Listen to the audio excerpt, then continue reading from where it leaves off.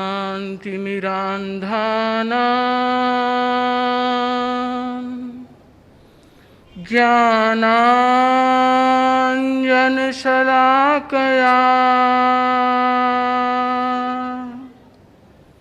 चक्षुरुन्मीलितं येन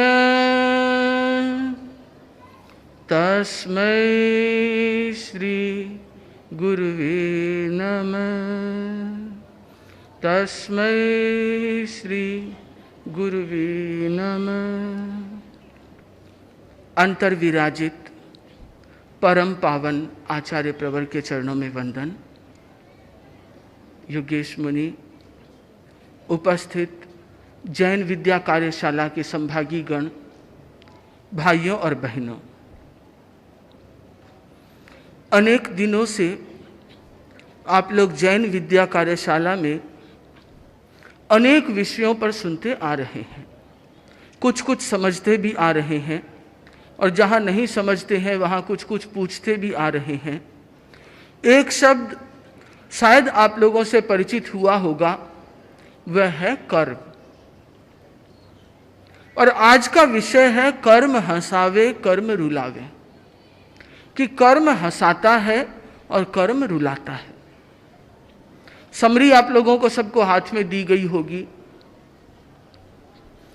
मनुष्य का जीवन विघ्न, बाधा, दुख और विपत्तियों से भरा हुआ है। इनके आने पर हम घबरा जाते हैं, मन चंचल हो जाता है। बाहरी निमित्तों को हम दुख का प्रधान कारण समझ बैठते हैं। अतएव निमित्त कारणों को हम भला बुरा कहते हैं और कोसते हैं। ऐसी जटिल परिस्थितियों में कर्मवाद का सिद्धांत ही हमें सही मार्ग पर ला सकता है। उसका घोष है, आत्मा अपने भाग्य का स्वयं निर्माता है, सुख दुख उसी के कर्मों का फल है। कोई भी बाहरी शक्ति आत्मा को सुख दुख नहीं दे सकती, वह तो सिर्फ निमित्त मात्र बनती है। इस विश्वास के दृढ़ होने पर आत्मा दुख और विपत्ति के समय घबराती नहीं, वह दृढ़ता के साथ उन परिस्थितियों को धैर्यपूर्वक सामना करती है। अपने दुख के लिए निमित्त कारणों को दोष नहीं देती। इसलिए कर्मवाद हमें निराशा से बचाता है, दुख सहने की शक्ति देता है, मन को शांत एवं स्थिर रखकर प्रतिकूल परिस्थितियों का सामना करने की शक्ति प्रदान करता है। अतएव जाने कर्म क्या, कितने, कर्म आत्मा का संबंध कब से कब तक, आदि आदि। तो जो मूल चीज है, आप लोग देखते हैं कि इस जगत में हर आदमी अलग अलग तरीके का है। दिखने में सारे आदमी एक जैसे हो सकते हैं, पर दिखते अलग अलग हैं। हाथ, पैर, आंख, नाक, कान सबके हैं, पर सबके हाथ, पैर, नाक, कान अलग अलग हैं। रंग अलग है, नेचर अलग है, सुख अलग है, दुख अलग है, स्वभाव अलग है। पैसा किसी के पास ज़्यादा है, किसी के पास कम है। कोई बीमार है तो कोई स्वस्थ है, कोई पढ़ा लिखा है तो कोई मूर्ख है। क्यों? यदि सभी एक जगह से आए हुए होते, यदि एक ही फैक्ट्री के प्रोडक्ट होते, एक ही डाई से सबकी कटिंग हुई होती, तो सारे एक जैसे होते। एक जैसे नहीं है। नहीं है इसका अर्थ कि इसके पीछे कोई ना कोई ऐसी चीज होनी चाहिए जो इन सबको अलग अलग करती है। वह तत्व क्या है? वह है कर्म। कर्म कौन करता है? फल कौन देता है? इन सबको हम जाने, उससे पहले ये जाने कि कर्म है क्या। सबसे पहले कर्म की परिभाषा जाने, उसके बाद में फिर हम आगे और बिंदुओं पर चलेंगे। कर्म की डेफिनेशन देते हुए कहा, आत्म प्रवृत्त्या कृष्ट्या तत्प्रायोग्य पुद्गला कर्म, कि आत्मा की शुभ अशुभ प्रवृत्ति के द्वारा आकृष्ट पुद्गलों के समूह को कर्म कहा जाता है। कर्म अजीव है, पुद्गल है, जो आत्मा की प्रवृत्ति के साथ आकृष्ट होती है और आत्मा के स्पृष्ट होती है, वह कर्म है। तो यदि वह कर्म है तो वो कर्म कितने हैं? कितने हैं इसका उत्तर आप में से कोई दे। कर्म कितने हैं? 8। ज्यादा है कम है? 8 ही है, कम नहीं हो सकते। कर्म एक है, कर्म तो कर्म है। अब आप उसको चाहे 8 बोलो, चाहे 10 बोलो, चाहे 25 बोलो, वो आपने उसके भेद कर दिए। वस्तुतः तो कर्म एक ही है, वो कर्म है। अब कर्म का हमने भेद किया, यदि हम 2 भेद कर दें तो हम कह सकते हैं घाती कर्म, अघाती कर्म। क्यों 2 में आ जाएंगे ना सब? यदि हम कर्म का 8 भेद करते हैं तो हम कहते हैं ज्ञानावर्णीय कर्म, दर्शनावर्णीय कर्म, वेदनीय कर्म, मोहनीय कर्म, आयुष्य कर्म, नाम कर्म, गोत्र कर्म, अंतराय कर्म। और यदि हम चाहें तो इसके और भेद हो सकते हैं। यह विवक्षा भेद है। तो संक्षेप में हम यूं समझ लें कि आपने जो कहा, जो आपको पता है वो ही सही है। कर्म 8 है, 1 भी सही है, 2 भी सही है, 8 भी सही है। ज्यादा होते तो भी सही था, क्योंकि कर्म तो एक है, उसकी हमने अलग अलग कैटेगरी कर दी। अब इस 8 कर्मों में पहला क्वेश्चन ये होता है कि ये कर्म हमारे लगे कब से, इनका डेट ऑफ बर्थ क्या है। क्योंकि किसी भी चीज को समझने के लिए हमें पता होना चाहिए कि ये कब जन्मे, इनका क्या परिचय है। तो सबसे पहला क्वेश्चन है कि ये लगे कब, आत्मा के साथ में इनका संबंध कब हुआ। तो इसका आंसर है कि कर्मों का आत्मा के साथ संबंध बहुत पहले से है। बहुत पहले से मतलब अनादि काल से है, इसकी कोई शुरुआत नहीं है। प्रश्न होगा कि क्या कर्म की शुरुआत नहीं है? तो जैन दर्शन कहता है कर्म की शुरुआत है। यदि हम समग्र दृष्टि से देखें कि आत्मा के कर्म कब लगे, तो उसकी कोई शुरुआत नहीं है।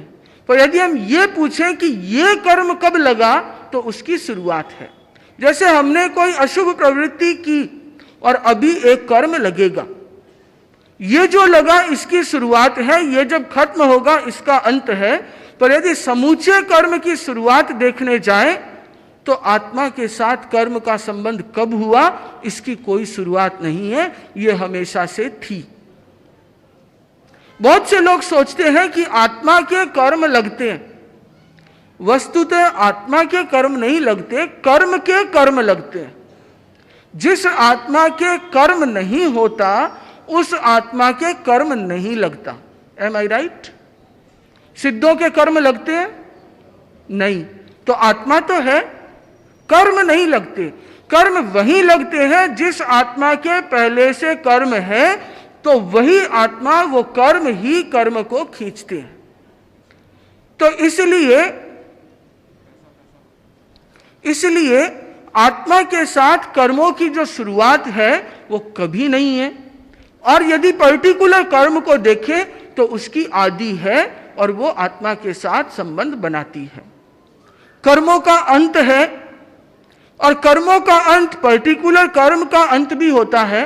क्योंकि जो भी कर्म लगते हैं उनकी एक अवधि होती है कि ये कर्म इतने साल तक रहेगा, ये कर्म इतने महीने तक रहेगा, ये कर्म इतने समय तक रहेगा। वो पूरा होता है या उसे हम भोग लेते हैं तो वो कर्म हट जाते हैं। नए कर्म निरंतर बंधते रहते हैं और पुराने कर्म निरंतर झड़ते रहते हैं, और ये बिजनेस का अकाउंट ऐसे ही चलता रहता है। तो कर्म है 8, उनका संबंध कब से कब तक? जब तक हम मोक्ष न जाए तब तक। और जिस दिन हमारी आत्मा कर्मों से मुक्त हो गई, मोक्ष चली गई, तो हमारा कर्मों के साथ संबंध खत्म हो जाएगा। और एक बार यदि कर्मों के साथ संबंध खत्म हो गया, उसके बाद दोबारा कभी कर्मों के साथ संबंध शुरू नहीं होगा। 3 तलाक हो गए।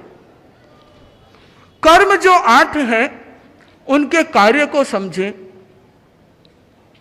कर्म 8 कर्मों में पहला कर्म है ज्ञानावर्णीय कर्म। नाम याद है आप लोगों को सबको? क्योंकि यहां पे थोकड़े काफी याद है। बहनों को तो कुछ ज्यादा ही कर्म काटने का शौक है, तो 25 बोल लगभग सबको याद होगा। भाइयों को पता नहीं याद है कि नहीं। 10वां बोल कर्म 8। पहला कर्म है ज्ञानावर्णीय कर्म।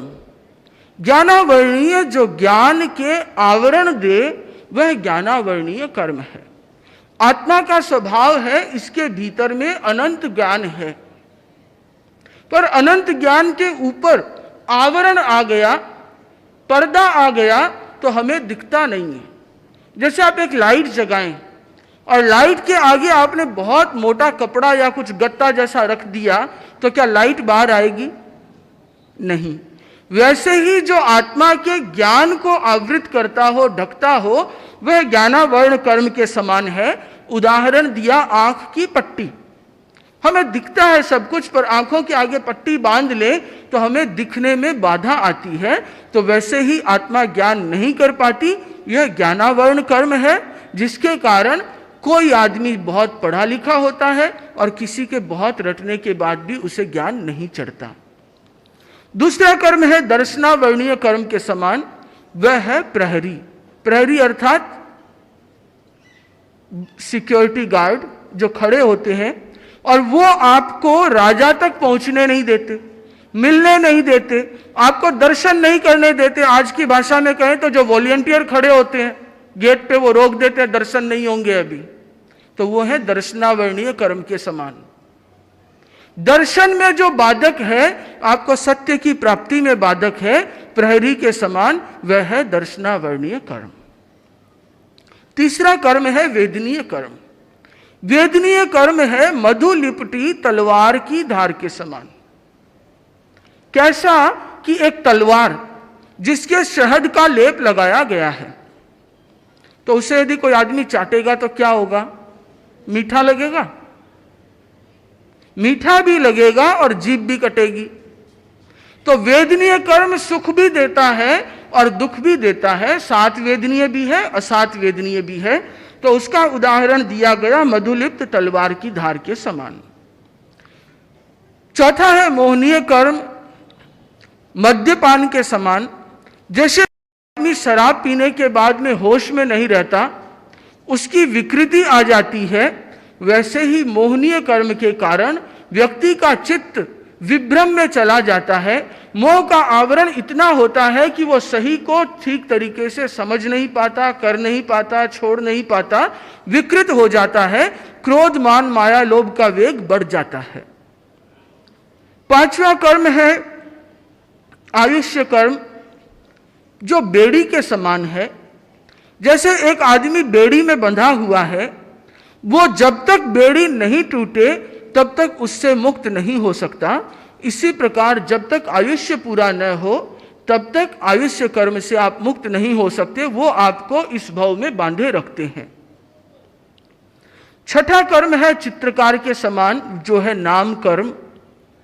नाम कर्म जैसे चित्रकार विभिन्न तरीके के चित्र बनाता है, काला बना दो, गोरा बना दो, छोटा बना दो, बड़ा बना दो, पतला, मोटा, जो कुछ भी जितनी तरीके की डिजाइन या आप सैंपल देख रहे हैं यहाँ पंडाल में, ये सब नाम कर्म की करामात है।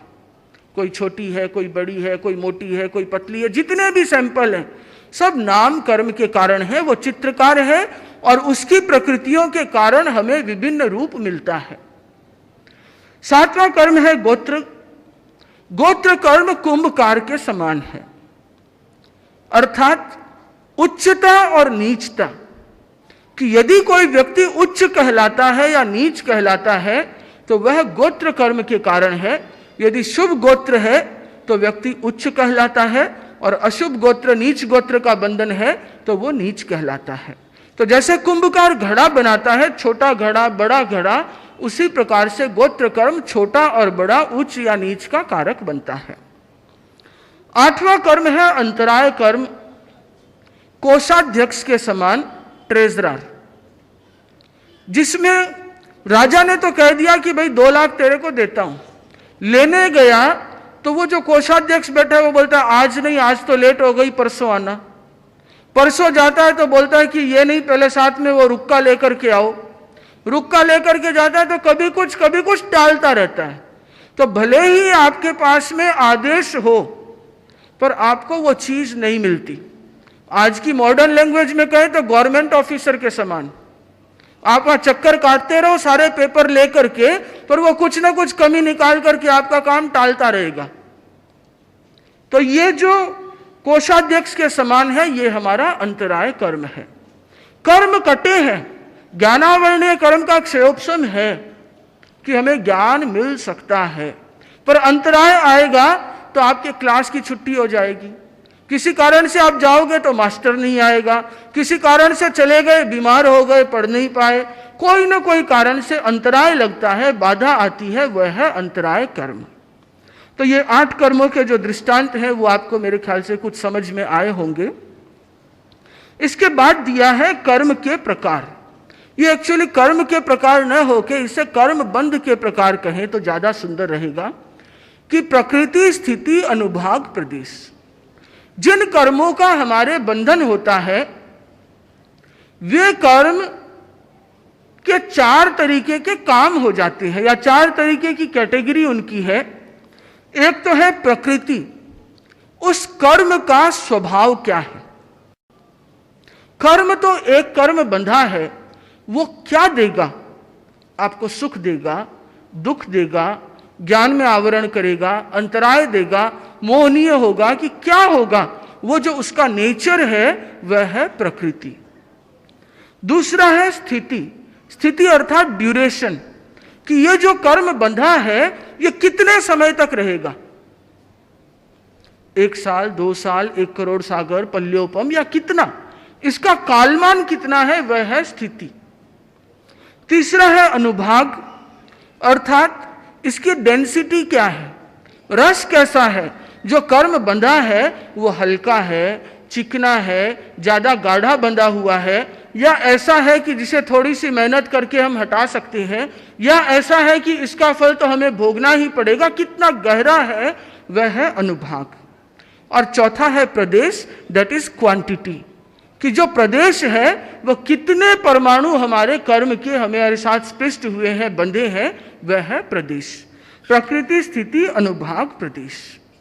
तो ये कर्मों का एक बेसिक इंट्रोडक्शन मैंने आप लोगों को दिया कि आप जान जाएं जिसकी हम चर्चा करने जा रहे हैं वो कौन है, कैसा है, क्या उसका लक्षण है, क्या स्वरूप है, क्या काम है, इनको तो जाना।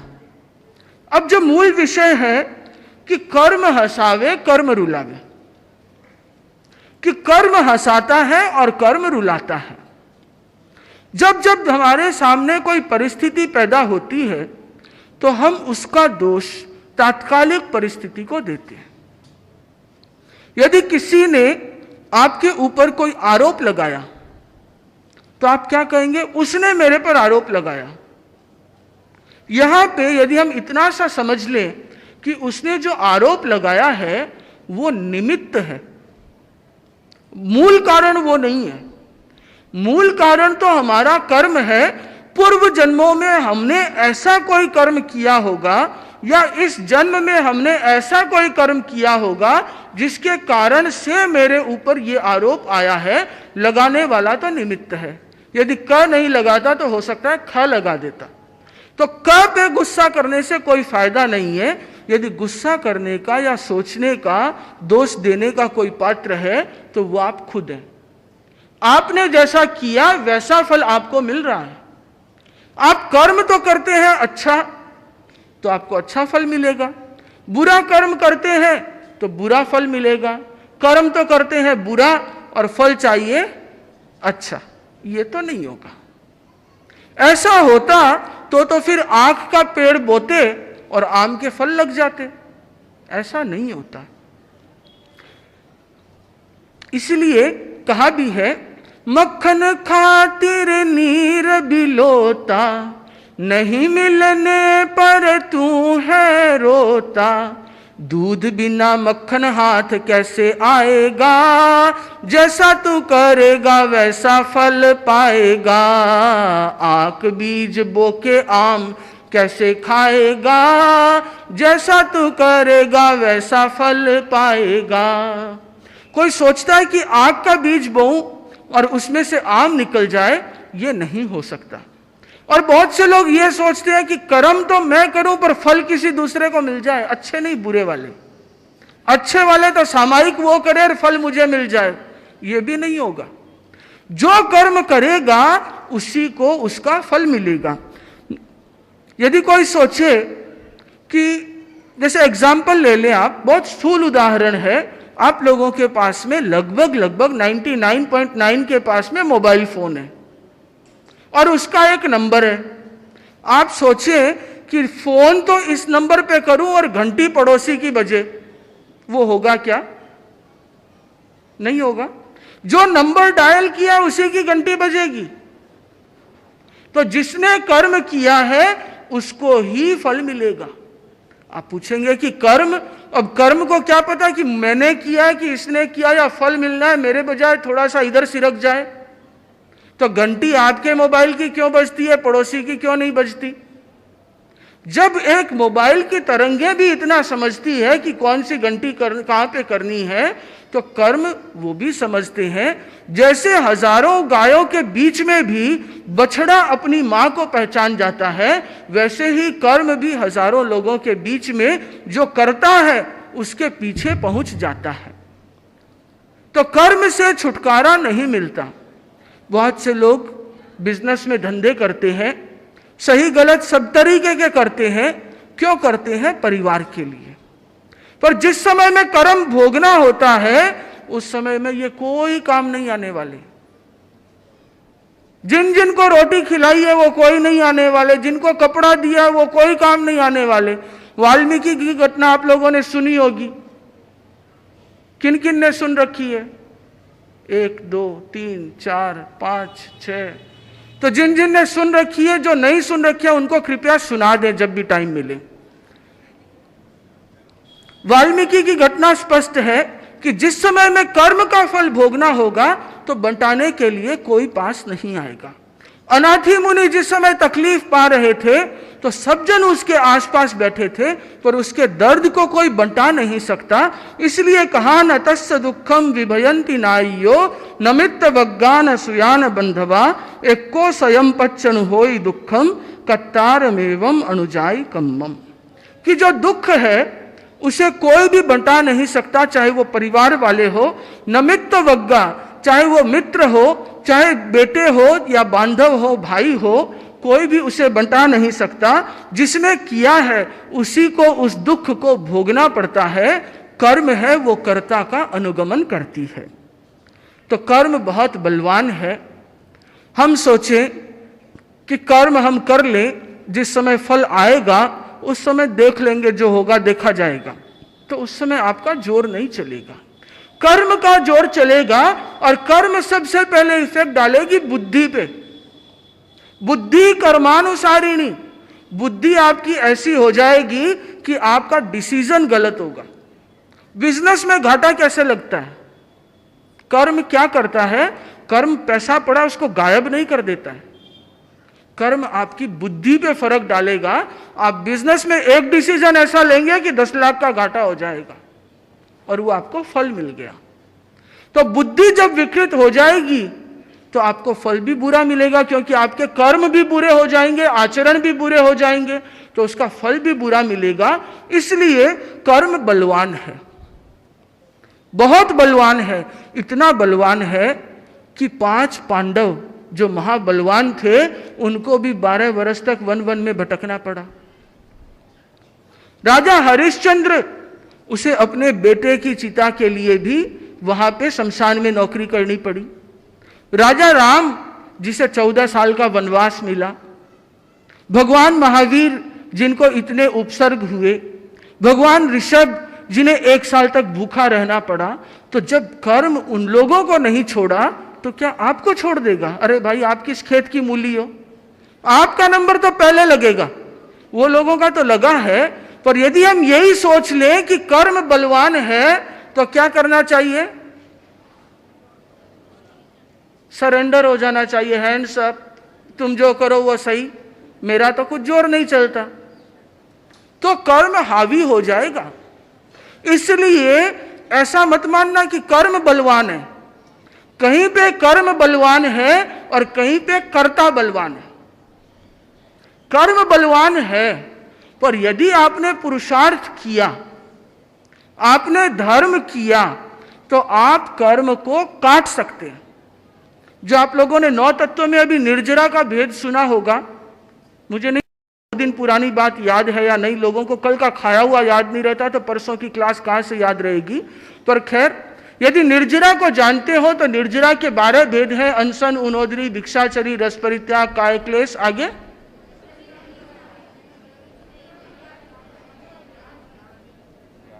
याद है। भाइयों में से तो वो इकलौता ही होगा शायद, नहीं? ठीक है।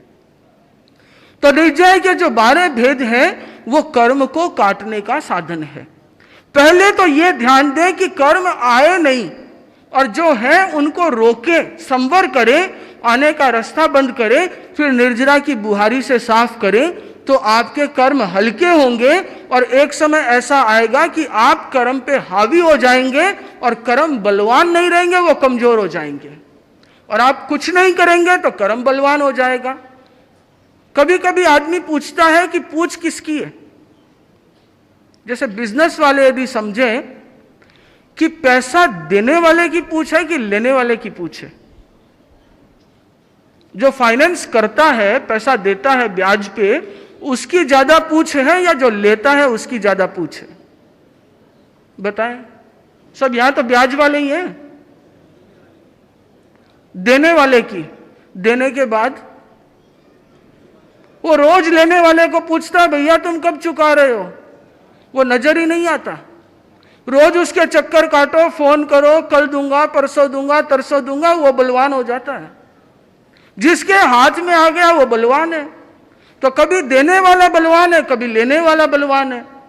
जब तक मुझे नहीं मिला तब तक तो आपको पूछ रहा था कि ये चीज दे दो, और दे दी। उसके बाद अब आप पूछते रहो कि भैया वापस कब दे रहे हो। तो कर्म भी बलवान है, कर्ता भी बलवान है। यदि कर्ता बलवान होगा तो कर्म अपने आप कमजोर पड़ जाएगा, और एक दिन ऐसा आएगा जब हम कर्म को काट सकेंगे और इस स्थिति में ले आएंगे कि कर्म हमें न हंसाएगा न रुलाएगा, कर्म रहेगा ही नहीं। हम आत्मा के शुद्ध स्वरूप तक पहुंच जाएंगे, और जिस दिन हम आत्मा के शुद्ध स्वरूप को पा लेंगे उस दिन हमें कर्मों के बंधन से मुक्त हो जाना है। और कर्म तब तक ही देते हैं कि जब तक हम कर्म के अनुसार चलते हैं। थोड़ा सा पुरुषार्थ करें, कर्म को बदलें, तो कर्म ऐसे हैं कि उनमें बहुत फ्लेक्सिबिलिटी है कि कर्मों को हम चाहें तो कर्म की 10 अवस्थाएं हैं: बंध, सत्ता, उदय, उदीर्णा, उद्वर्तन, अपवर्तन, संक्रमण, उपशम, निदत्ति, निकाचना। सारी बातें मैं बता दूंगा तो मेरे ख्याल से मैं सिर्फ जिसे बोलते ना ट्रेलर दे रहा हूं कि कर्मवाद की कार्यशाला होगी, उसमें इन सब के विषय में चर्चा की जाएगी, तो विस्तृत जानकारी तो आपको वहां मिलेगी। पर हम कर्म को बदल सकते हैं। अच्छे कर्म के द्वारा बुरे कर्म को बिना भोगे काट सकते हैं। इस तरीके की अनेक छूटें भी आपको दी गई है कि यदि आपने किसी कारण से बुरा कर्म कर भी लिया है तो बंधुओं कोई बात नहीं, इसका रास्ता है। आप अच्छे कर्म करें तो उन बुरे कर्मों के प्रभाव को नष्ट किया जा सकता है। कर्म हंसाता है, कर्म रुलाता है। आप सभी हंसते हैं कर्म के कारण, रोते हैं कर्म के कारण, तो कुछ ऐसा कर्म करें कि ये कर्म आपको न हंसाए न रुलाए तो ज़्यादा अच्छा होगा। मैं सोचता हूँ कि कुछ समय प्रश्नोत्तर के लिए रखूँ तो ज़्यादा ठीक होगा। ओम अरहम।